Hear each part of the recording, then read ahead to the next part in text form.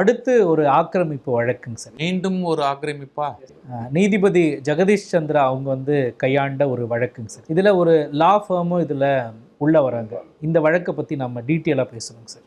3 பேர் உரிமையாளர்கள்னு வச்சுப்போம். ஒரு 3 பேர் சொந்தக்காரங்க நிலத்துக்கு. அது ஒரு 3 கிரவுண்டு ஒரு 1990 ஸ்கொயர் ஃபீட், அந்த மாதிரி ஏற்கனவே 3.25 4 கிட்ட இடம். எங்கே? சுப்பராயன் சாலை, மயிலாப்பூரில். மிக முக்கியமான இடம். அங்கெல்லாம் சில கோடிகள் போகும் இல்லையா ஒரு கிரவுண்டுனால. இது நான் ஏற்கனவே 4 கிரவுண்ட் இருக்குன்னா 4, 5, 20 அப்படிலாம் போகலாம். அட்லீஸ்ட்டு 4, 2, 8 அந்த மாதிரி போகலாம்னு வச்சுக்கோங்க. சரி, இது இப்படி இருக்க இதில் இந்த 3 பேருக்கு உரிமையாளர்களாக இருக்கிறார்கள். அவங்களுக்கு எப்படி இது உரிமை கிடைத்தது அப்படின்னா, செட்டில்மெண்ட் பண்ணியிருக்காங்க. யாரோ அவங்களுடைய உறவினர்கள், இரத்த சொந்தக்காரர்கள் அந்த 3 பேருக்கும் கொடுத்துருக்காங்க. இந்த 3 பேருக்கு கொடுத்த நிலத்தில் ஏறக்குறைய ஒரு 86 பேரோ 85 பேரோ ஆக்கிரமிப்பாளர்கள். ஆக்கிரமிப்பு இவங்களே அதே மாதிரி இதுக்கு முன்னாடி சொன்ன மாதிரி குடிசை, பில்டிங்கு, அதுவும் மயிலாப்பூர் ஒரு town centre heart of the சிட்டின்ற மாதிரி இந்த மாதிரி ஆக்கிரமிச்சு எடுத்த ஒரு இடத்துல இதை செட்டில்மெண்ட் வாங்கி கொண்டவர்கள் அதை விற்கணும்னு பார்க்குறாங்க. அந்த 3 பேரில் ஒருத்தர் அப்ரோச் பண்ணுறாரு. இந்த கமலேஷ் சந்திரன் தான் ஒருத்தர் தான் பெடிஷன் போடுறார். கமலேஷ் அப்படின்றவர். ஸோ அந்த பெடிஷன் போட்டு அவர் பவர் ஆஃப் அட்டர்னி மாதிரி இருந்து அதுக்கான உதவி செய்கிறார். இது யார் வாங்குறாங்கன்னு ஜமால் முகமது அப்படின்ற யாரோ ஒரு முஸ்லீம் இந்த ப்ராப்பர்ட்டி வாங்கிறதுக்கு பார்க்குறாரு. இதனுடைய ப்ராப்பர்ட்டி வேல்யூ எவ்வளோ அப்படின்னு பார்த்தா 7.25 கோடி. அதில் 1 கோடி ரூபாய் உடனே கொடுத்துடணும். ஏன்னா இவங்களுக்கெல்லாம் பிரித்து கொடுக்கணும். அந்த ஆக்கிரமிப்பாளர்களுக்கெல்லாம் ஏன் கொடுக்கணும் சார்? சார் நாங்கள் இவ்வளோ வருஷம் இங்கே இருந்தோமே, எங்களை வெளியில் அனுப்புனா எப்படி அப்படின்ற மாதிரி சார் தான் உரிமை மாதிரி பேசுவாங்க வைங்களேன். அந்த மாதிரி கொடுக்கணும்னு சொல்லி இவங்களும் மனசாட்சிப்படி சரி நம்மளுக்கும் 10 ரூபாய் வருது, அவங்களுக்கு ஒரு 4 நாள் கொடுக்கலாமே அப்படின்னு தோணும் இல்லையா. அதனால் அவங்களுக்கு கொடுக்கணும், ஒரு இது கொடுங்க அப்படின்னு சொல்லிட்டு 1 கோடி ரூபாய் அவர் by cash, by cheque, by transfer அந்த மாதிரிலாம் பண்ணுறாரு. ரெக்கார்டிக்கலாக கொடுக்கப்படுகிறது. இவங்க இவ்வளோ ரூபாய் 1 கோடி தான் தராங்க, 86 பேர் வரணுமோ, அது எப்படி ஒத்துக்க முடியும்? அதெல்லாம் முடியாது அப்படின்னு சொல்லிட்டு இவங்க ரிவர்ட் பண்ணுறாங்க. அந்த அக்ரிமெண்ட்லாம் போட்டு சைன் பண்ணி முடித்த பிறகு இது நியாயம் இல்லைல்ல. ஒரு தடவை ஒப்புக்கொண்டா அதுக்கப்புறம் அதை ஒத்துக்கணும். இது சம்மந்தமாக ஒரு இன்ஜெக்ஷன் பெட்டிஷன் அது இதெல்லாம் போடுறாங்க. யார் போடுறாங்க?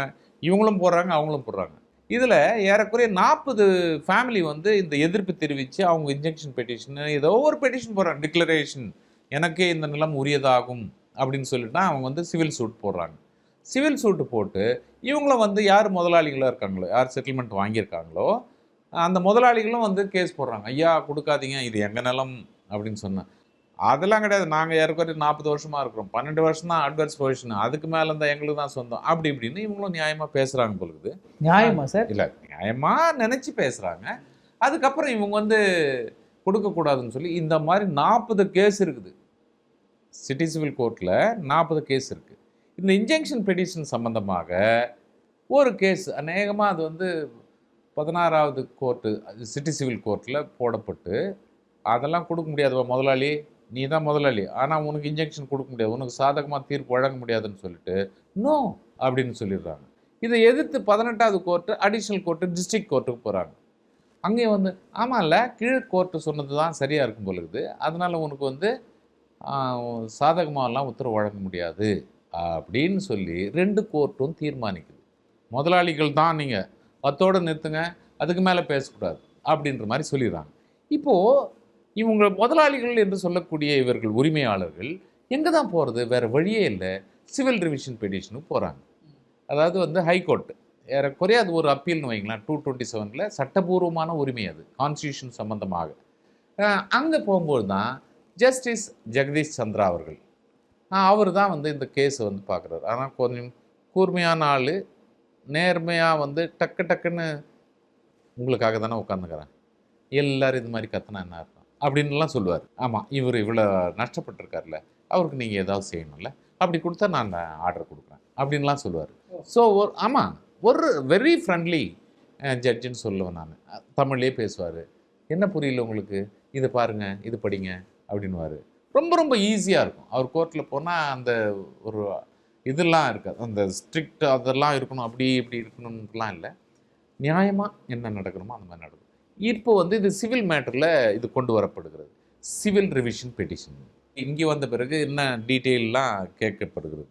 கேட்கப்படும்பொழுது தான் நிறைய விஷயங்கள் தெரிய வருது. ஒரு வழக்கறிஞர் ஏதோ ஒரு லா ஃபார்மில் இருப்பதாக சொல்லி அந்த 3 பேருக்கு உதவி பண்ணுற மாதிரி பண்ணுறாங்க. அப்புறம் வந்து அதர் சைடு கோல் போகிறாங்க, வேறு சைடு போயிடுறாங்க. ஸோ அந்த சைடு போயிட்டு அங்கே வந்து அவங்களுக்கு வந்து பெரிய தொகை கை மாறி இருக்குது. சரி சொன்னால் பாருங்கள், ஒரு வழக்கறிஞர் 1,37,00,000 ரூபாய்க்கு மேலே அவங்களுக்கு ட்ரான்ஸ்ஃபர் ஆகுது. நான் கூட இது வரைக்கும் சம்பாதிக்கலன்னு தோணுது எனக்கு. 27 வருஷமாக அவ்வளோ சம்பாதிச்சுமான்னு தெரியல. ஆனால் இந்த அம்மாவுக்கு 21லேருந்து 22க்குள்ளே இது சம்பாதிச்சிருக்காங்க இந்த அமௌண்ட்டு. பெரிய அமௌண்ட் இல்லையா? வழக்கறிஞர் டபுள் கேம் விளையாடுறாங்க அப்படின்னு சொல்லி எப்படி என்பது அவன் பாயிண்ட் பை பாயிண்ட்டு இந்த மாதிரி இருக்குது, இவ்வளோ ட்ரான்ஸ்ஃபர் ஆகிருக்கு, இவ்வளோ ரூபா வந்திருக்கு, இவ்வளோ வந்திருக்கு, இந்த மாதிரி செய்தாங்க, எங்களுக்கு வாதாடுறாங்க, அவங்களுக்கும் வாதாடுறாங்க, யாருக்கு வாதாடுறாங்கன்னு தெரியாமல் ஒரு கன்ஃபியூஷனில் இருக்குது. இப்போ வந்து இவங்களுக்கு பெனிஃபிஷியராக வந்து அந்த சைடாக இருக்கிற மாதிரி தெரியுது. அதனால் இவங்க வந்து ஏற்றுக்கொள்ள முடியாது அப்படின்னு சொல்கிறாங்க. இப்போ ஜட்ஜி என்ன பண்ணுறாருன்னா, என்னது இது, உங்கள் கம்பெனி உங்கள் லா ஃபார்ம் பேர் என்ன அப்படின்னு சொல்லி சொல்கிறாங்க. என்னது இது, ஜமால் முகமது இப்ராஹிம் அப்படின்னு சொல்லிட்டு, இதை பற்றி என்ன விசாரிங்க அப்படின்னு சொல்லிட்டு போலீஸுக்கு சொல்கிறாங்க. கோட்டுப்புறம் போலீஸ்ன்னு நினைக்கிறேன். அந்த போலீஸ் ஸ்டேஷன் சொல்கிறாங்க. இப்போது மயிலாப்பூர் ஸ்டேஷனு கோட்டுப்புறம்லாம் ஏறக்குறைய பக்கத்தில் அட்ஜாயினிங்கிறதுனால அது என்னன்னு பார்த்தா, இந்த ஒரு பேர் சொன்னேன், JMI ஜமால் முகமது இப்ராஹிம் என்று சொல்லக்கூடிய அந்த லா ஃபர்மு, அவரே வந்து வக்கீல் இல்லையா. ஆனால் வழக்கறிஞர்கள் வர வேண்டும், இந்த மாதிரிலாம் நாங்கள் இவ்வளோ சம்பளம் கொடுக்குறோம், அது செய்கிறோம், அப்படி இப்படின்லாம் சொல்லி அட்வர்டைஸ்மெண்ட் வருகிறது, பேப்பரில் வருது, பேம்ப்ளெட்ஸில் வருது, எங்கேயோ ஆரம்பிச்சு கேஸ் எங்கேயோ போகுது. ஆமாம். அப்போ ஜஸ்டிஸே சொல்கிறாரு, இந்த பெட்டிஷன் நீங்கள் வந்து உங்கள் சைடில் நீங்கள் வித்ட்ரா பண்ணீங்க அப்படின்னு சொல்லி சொல்கிறாரு.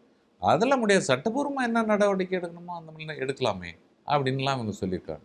அதுக்கப்புறம் இது போலீஸ்க்கு வந்து ஒரு இன்ஸ்ட்ரக்ஷன் கொடுக்குறாரு. இன்ஸ்ட்ரக்ஷன் கொடுத்து தேடுங்க, யார் இவர், இந்த Jamal Mohammed Ibrahim company law firm என்று சொல்லப்படுவது யார், என்ன கதை அப்படின்லாம் கேட்டு வரும்பொழுது, இந்த பெண்மணிக்காக, இந்த பெண் வழக்கறிஞருக்காக அவங்க அக்கௌண்ட்டில் வந்திருக்கு இந்த 1,37,00,000 ரூபாய் அப்படின்னு சொல்லும்போது, யார் பெனிஃபிட்டாக இருக்கிறாங்களோ அவங்ககிட்ட தானே வாங்குவாங்க.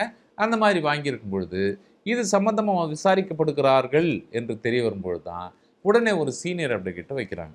நான் அவர் பேரையும் சொல்ல விரும்பல, அவர் பேரை சொல்லலான்னு ஜட்ஜி சொல்லியிருந்தாலும் கூட அவர் பேரும் சொல்லலை. அந்த சீனியர் வந்து சொல்கிறாங்க, நாங்கள் வந்து என் சைடில் வித்ட்ரா பண்ணிக்கிறோம், நாங்கள் தெரியாமல் இந்த மாதிரி பண்ணிட்டோம், அவங்க மேலே வந்து இந்த தப்பு இல்லை, அதனால் நான் வித்ட்ரா பண்ணிக்கிறேன், சம்மந்தமாக என்னுடைய வக்காலத்தை வித்ட்ரா பண்ணுறேன் அப்படின்னு. ஆனால் அந்த முதலாளிங்க இருக்கானுங்களே, அவனுங்க பாதிக்கப்பட்டிருக்காங்களே, அவனுங்க ஒத்துக்க மாட்டேங்கிறாங்க. இன்னும் அது எப்படி நீங்கள் வித்ட்ரா ஒரு கேஸை போடுவோம், அதுக்கப்புறம் நீங்கள் ஒன்று வாங்குவீங்க, ஏதோ ஒன்று செய்கிறீங்க அப்படின்னா என்ன அர்த்தம்?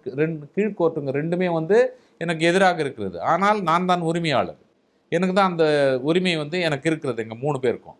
அப்படி இருக்கும்போது யாரோ ஒரு 86 பேர் வந்து கொஞ்ச நாள் இருக்கிறாங்க அப்படின்றதுக்காக அவங்களுக்கு உரிமை விட்டு கொடுக்க முடியுமா? அதுவும் சுப்பராயன் சாலை மயிலாப்பூரில் பல கோடி ரூபாய் சொத்து அப்படின்னு சொல்லி அவங்க சொல்லும் பொழுது, அப்புறம் இது சம்மந்தமாக அந்த சீனியர் அட்வொகேட் வந்து விளக்கம் சொல்கிறார்.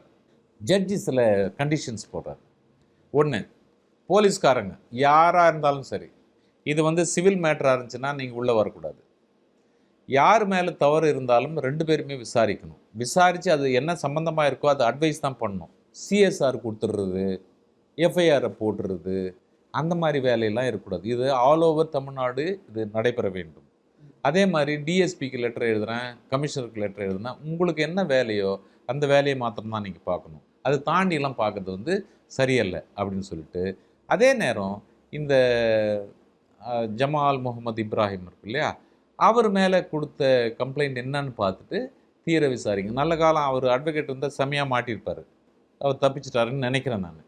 ஸோ அவங்க மேலே என்ன நடவடிக்கை, சட்டப்பூர்வமான நடவடிக்கை, கிரிமினல் நடவடிக்கை வந்து தொடர்வதற்கான வாய்ப்புகள் அவருக்கு இருக்கிறது அப்படின்னு சொல்லிட்டு இந்த மாதிரி விஷயங்கள்லாம் நிறைய சொல்லினே வராது. யாரெல்லாம் அப்புறப்படுத்த வேண்டும், யாரெல்லாம் உரிமையாளர்கள் என்பதை தீர்மானிக்க வேண்டியது சிவில் நீதிமன்றம் தான். அதெல்லாம் வந்து ஹைகோர்ட்டில் வந்து ஃபேக்ட் ஃபைண்டிங்லாம் கிடையாது. ஃபேக்ட் ஃபைண்டிங் வந்து கீழே தான் கொடுக்க முடியும். ஃபஸ்ட்டு எக்ஸ்டென்ஷன் வந்து ஃபஸ்ட் அப்பீல், அப்படின்னு சொல்லி இந்த விளக்கம்லாம் சொல்லும் பொழுது இதெல்லாம் கொடுத்து முடிகிறார். இன்னும் கூட இது யாருக்கு சொந்தமானது என்று இன்னும் தீர்மானிக்கப்படவில்லை என்பதை இதன் மூலம் தெரிவித்துக் கொள்கிறேன்னு சொல்லி முடிக்கிறார். சொல்லி முடிச்ச பிறகு இந்த சீனியர் அட்வொகேட் என்ன சொல்றாரு, ஐயா அந்த பொண்ணு பாவம், சின்ன பொண்ணு, பெருசாக ஒன்றும் எக்ஸ்பீரியன்ஸ் இல்லை, அதனால ஒரு வாழ வேண்டிய பொண்ணு, அதனால தயவுசெய்து அந்த பெண்ணுடைய பெயரை இந்த இதிலிருந்து வித்ட்ரா பண்ணிக்கிறோம், அதை மாதிரி குறிப்பிடாமல் இருந்தீங்கன்னா அந்த பெண் வாழ்க்கை நல்லாயிருக்கும் அப்படின்னு சொல்லும்போது அதுக்கப்புறம் ஆர்டர் முடித்த பிறகு அதுக்கப்புறம் கீழே சொல்கிறார், மீண்டும் இந்த மாதிரி ஒரு சீனியர் அட்வொகேட் கேட்டுக்கொண்டதின் பேரில் நானும் அதை யோசித்து பார்த்து இந்த பெண் சம்பந்தமான பேரை இங்கே குறிப்பிடப்படக்கூடாது, எல்லாம் டிவி ஸ்டேஷனில் யூடியூப் எதுலேயும் வந்து அவர்கள் பெயர் வந்து குறிப்பிடக்கூடாதுன்னு சொல்லியிருக்காங்க. ஆனால் சீனியர் அட்வொகேட் பெயர் குறிப்பிடலாம், நான் அவரையும் குறிப்பிடாமல் இருக்கேன் ஒரு மரியாதை நிமித்தமாக, எனக்கு அவை குறிப்பிலிருந்து நீக்கப்படுகிறது அப்படின்னு சொல்கிற மாதிரி. அந்த மாதிரி ஒரு ப்ராப்பர்ட்டி யாருக்கு சொந்தமோ அவங்க நிலத்தில் வந்து நீங்கள் பாட்டுக்கு வீடு கட்டிட்டு எனக்கு சொந்தம்னு சொன்னால் ஏற்றுக்கொள்ள முடியுமா? இந்த கேஸ் எங்கேயோ தொடங்கி எங்கேயோ போகுது. இதன் மூலயமா நம்ம ஒரு பப்ளிக்காக எந்தெந்த பாயிண்டெல்லாம் முக்கியமான பாயிண்டாக எடுத்துக்கலாம் சார்? ஒன்று, கேவேட் டெம்டார்னு ஒரு வார்த்தை இருக்குங்க, வாங்குபவன் விழித்திருக்க வேண்டும். ஆனால் இந்த ஆள் தான் நஷ்டப்படணும், அதனால தான் வாங்குபவன் விழித்திருக்க வேண்டும், வாங்குபவனே விழித்திரு அப்படின்னு கேவேட் டெம்டார்னு சொல்கிறாங்க. அதே மாதிரி ஒரு என்க்ரோச்சஸ், அதாவது ஆக்கிரமிப்பாளர்கள் வந்து உரிமை என்ன தான் அப்படின்னு சொல்லி கோர முடியுமான்னா கோர முடியாதுல்ல. ஸோ உரிமையாளர்கள் வேற இருக்காங்க, அவங்களும் பல தடவை சொல்லியிருப்பாங்க இவங்க காலி பண்ணுற மாதிரி தெரியல, அதனால தான் இந்த கேஸ் வருது. அதே மாதிரி உரிமையாளர்கள் பாதிக்கப்படக்கூடாது இல்லையா அப்படின்னு சொல்லிட்டு நிறைய விஷயங்கள் சொல்லுது. ஸ்பெஷலி இந்த இவர் ஜமால் முகமது இப்ராஹிம் அவர் கேஸை பற்றி, கிரிமினல் கேஸை லா ஃபார்மை பற்றி திரும்ப கிரிமினல் கேஸ் எதனா எடுக்கிறதுக்கு வாய்ப்புகள் இருக்குது. ஆனால் எல்லாமே அண்டர் இன்வெஸ்டிகேஷன் போயின்னு இருக்கு அப்படின்னு சொல்லி லேட்டஸ்ட்டாக தான் இப்போ தான் கொடுத்துருக்காங்க. ஆனால் இது ஒரு பெரிய கேஸு, நிறைய பேருக்கு இதனுடைய வெளிச்சம் தெரிந்தாக வேண்டும்ன்றதுனால தான் நம்மளும் வந்து இந்த டிவியில் பேசுகிறோம்.